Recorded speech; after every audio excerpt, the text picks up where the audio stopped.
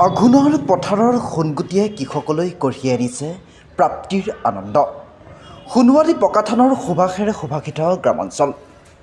আহাৰ শাওণ ভাদ মাহত বাৰিষাৰ খেতিপথাৰত কৃষক ৰাইজৰ হাৰ ভগা শ্ৰমৰ পূৰ্ণতা পোৱাৰ এয়া যেন আঘোণ মাহ। আঘোণৰ ৰূপ লাৱণ্য ভৰা গাভৰু পকাধানৰ সোণোৱালী পথাৰে যেন অনবৰতেই কৃষকক হাত বাউলি মাতিছে।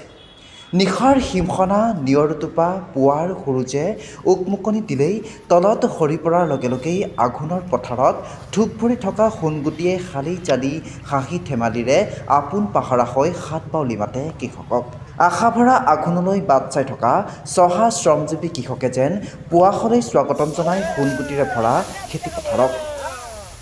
চিৰপ্ৰবহমান লোকসংস্কৃতিৰ ধাৰাই যেন আঘোণক প্ৰদান কৰে অনন্য মাদকতা। সম্প্ৰীতি কৃষ্টি সংস্কৃতিৰ নিৰ্ভুজল প্ৰতিচ্ছবিৰ মূৰ্ত প্ৰতীক আঘোণৰ গাভৰু পকাধানৰ পথাৰে প্ৰাণ পাই উঠে যদিও পৰিৱৰ্তনৰ ধামখুমীয়াৰ পৰা যেন মুক্ত হ'ব পৰা নাই। বিশেষকৈ আঘোণৰ পকাধানৰ খেতিপথাৰত হাউৰি খোৱা প্ৰথাও আছিল গ্ৰাম্য সম্প্ৰীতিৰ এক উজ্জ্বল নিদৰ্শন।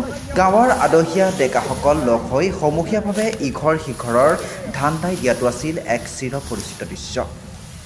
কোনো টকা পইচাৰ বিনিময় নোহোৱাকৈ কেৱল পথাৰত ধান কটাৰ দিনাখন হাঁহৰ মাংস মাটিমাহৰ দাইলেৰে এসাঁজ ভালকৈ খায়েই ধান দাই দিয়াটো আছিল এক পৰম্পৰা।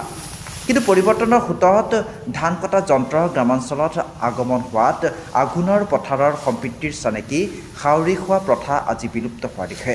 তদুপৰি কাচি উঠা ন খোৱা আদি আঘোণৰ এক চিৰ পৰিচিত নিৰ্ভেজাল ছবি।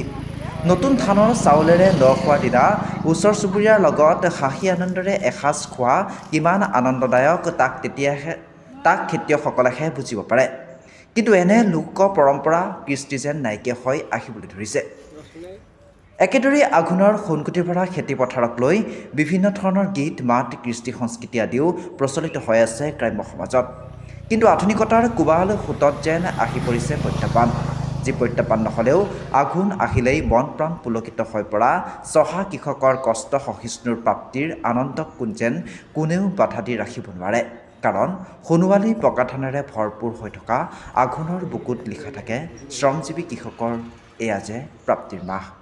চিপাঝাৰৰ পৰা ইন্দাদুল হকৰ ৰিপৰ্ট, AIN লাইভ। নামটো কওক। আমিৰ আলী। আপুনি ধান কাটিছে নহয় জানো? হয়। ধান খাউৰি না হাজিৰা? হাজিৰা। হাজিৰা? অঁ। হাউৰি আজিকালি খাউৰি নাই কাৰণ হাজিৰা কৰি আছোঁ, হাজিৰা নকৰিলে উপায় নাই। খাউৰি আমাৰ নাই এতিয়া নাই নেকি বাৰু? এতিয়া নাই।